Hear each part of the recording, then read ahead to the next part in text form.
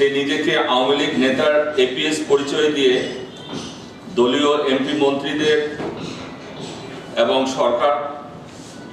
সরকারস্থ বা সরকারি উচ্চপদস্থ কর্মচারীদেরকে বিভিন্নভাবে পদ পদবি এবং প্রলোভনের ফাঁদে ফেলে।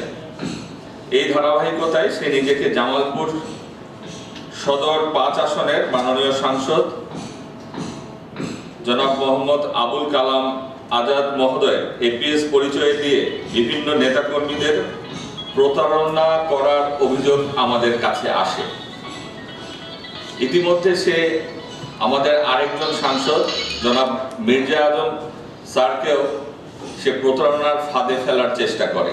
এরই সূত্র ধরে আমরা যখন আমাদের স্যারদের কাছ থেকে অভিযোগ পাই, তখন আমাদের একটি টিম তাকে ট্র্যাক করা শুরু করে।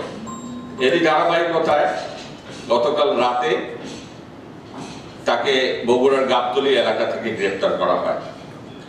পরবর্তীতে তাকে জিজ্ঞাসাবাদে সে ইতিপূর্বেও এই ধরনের প্রতারণা করেছে এবং এর আগে সে ঢাকা ডিবি পুলিশের হাতে ইতিপূর্বে গ্রেফতার হয়েছিল। তার বিরুদ্ধে ইতিপূর্বে ডিএপি পল্টন থানায় একটি মামলা রয়েছে, মামলা নাম্বার 45 তারিখ 18/10/2023।